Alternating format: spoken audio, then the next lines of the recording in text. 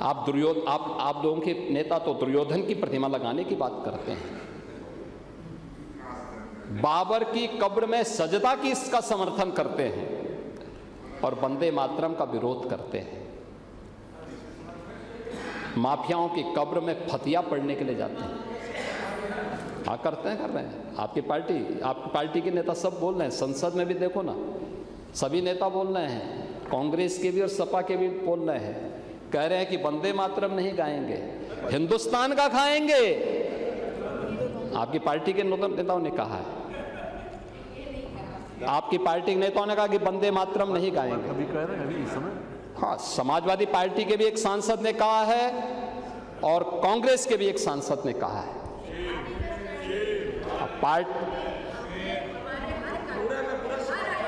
हाँ, अच्छा, धन्यवाद अगर आप कर रहे हैं तो मैं अभिनंदन करता हूं। वंदे मातरम का पूरा समर्थन पार्टी में ये लागू होना चाहिए। जैसे हम कह सकते हैं कि भारतीय जनता पार्टी के हर कार्यक्रम में वंदे मातरम का कोई अपमान नहीं कर सकता है, ऐसे कांग्रेस को भी डंके की चोट पे कहना चाहिए और जो व्यक्ति वंदे मातरम का विरोध करता है कान पकड़ करके उसको धक्का देकर के बाहर करना चाहिए। समाजवादी पार्टी को भी इस बात की घोषणा करनी चाहिए कि राष्ट्रगीत जिसको 150 वर्ष हो रहे हैं, वंदे मातरम का जो विरोध करेगा वो वहीं जाए जहां पर उसको ये विरोध के स्वर दिखाई देते हों। हिंदुस्तान की धरती पे तो नहीं उसको रहने का कोई अधिकार मिलना चाहिए और मुझे लगता है हर उस भारतीय को इसका वो करना चाहिए। माफियाओं की कब्र में फतिया पढ़े जाते हैं। कौन लोग थे वो? राम मंदिर अयोध्या का विरोध होता है, काशी विश्वनाथ धाम का विरोध किया गया, मथुरा वृंदावन के विकास का विरोध किया गया, तुष्टीकरण की पराकाष्ठा किस हद तक जन्माष्टमी के पर्वों को थाने और जेलों में रोक दिया गया। एक ही तो पर्व था जो जेल में मनाया जाता था, समाजवादी पार्टी के समय में उस पर रोक लगा दी गई।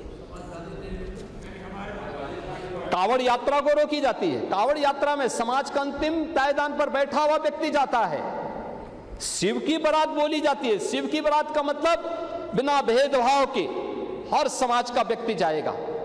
वह कावड़ यात्रा पे आप लोगों ने रोक लगाई थी, कहा दंगा हो जाएगा, यही बोलते थे। अयोध्या की 84 कोसी परिक्रमा को इन्होंने रोका था और दीपोत्सव करने के लिए जब हम लोग अयोध्या गए थे इन्होंने उसका भी विरोध किया था। कांग्रेस ने तो उच्चतम न्यायालय में कहा कि श्री राम और श्री कृष्ण तो मिथक थे, सुप्रीम कोर्ट में एफिडेविट दाखिल कर दिया। और समाजवादी पार्टी राम भक्तों पर गोलियां चलाती है। मंदिर निर्माण को रोकने के लिए कोर्ट में अपने वकील खड़े करती है, लेकिन आस्था, सनातन आस्था का याद रखना, सनातन आस्था को कोई कैद नहीं कर सकता, कोई कैद नहीं कर सकता है। और आज अयोध्या में भगवान श्री राम का भव्य मंदिर बन करके खड़ा हो गया है।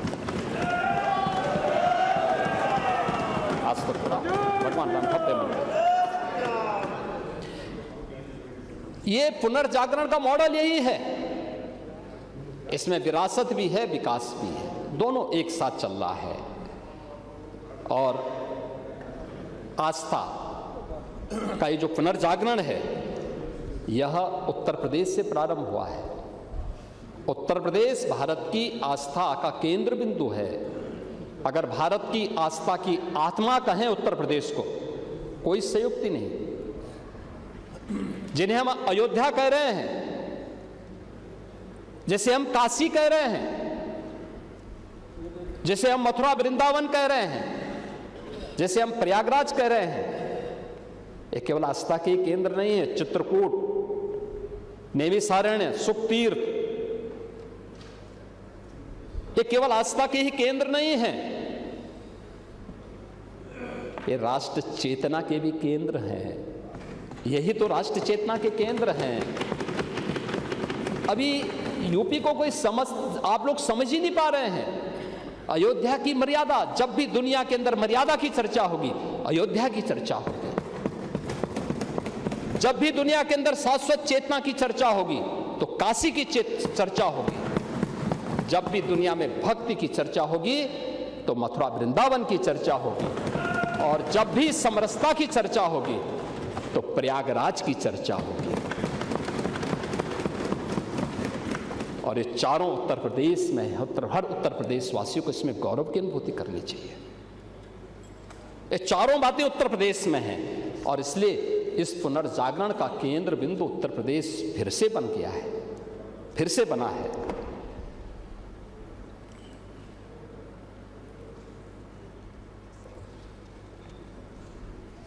यही तो गुलामी से मुक्ति का एक मार्ग है और इसी से मुक्त करने की दिशा में आज हम मजबूती के साथ आगे बढ़े हैं और यही हमारी जीरो टॉलरेंस भी है। इसी के लिए जीरो टॉलरेंस है।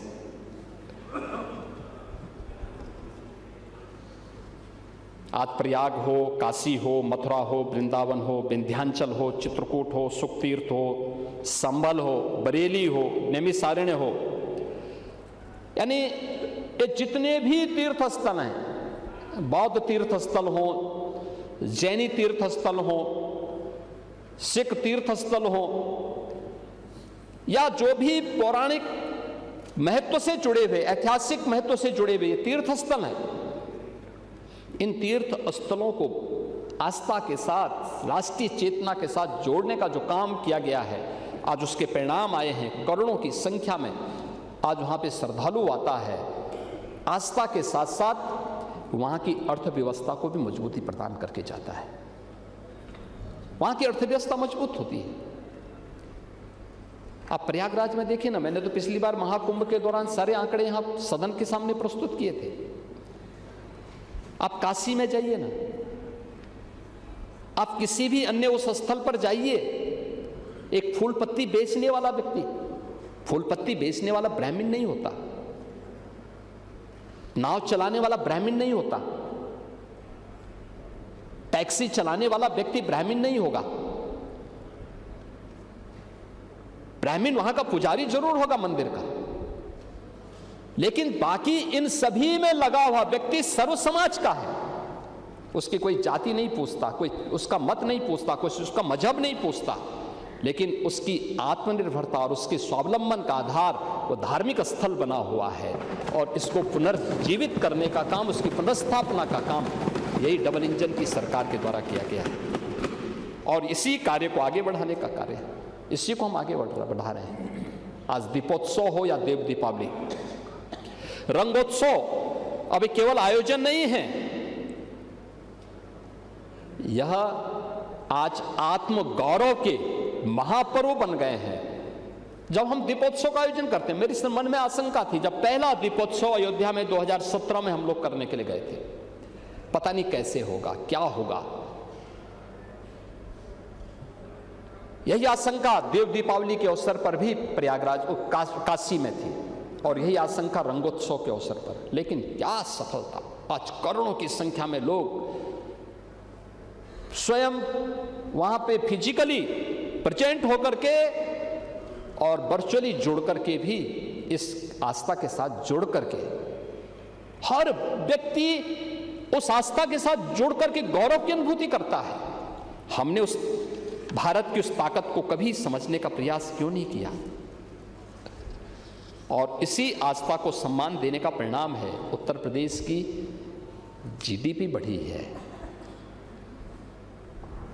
उत्तर प्रदेश ने जो आज एक लंबी छलांग लगाई है, उस लंबी छलांग का परिणाम सुरक्षा के साथ साथ उस आस्था को सम्मान देने का भी परिणाम है।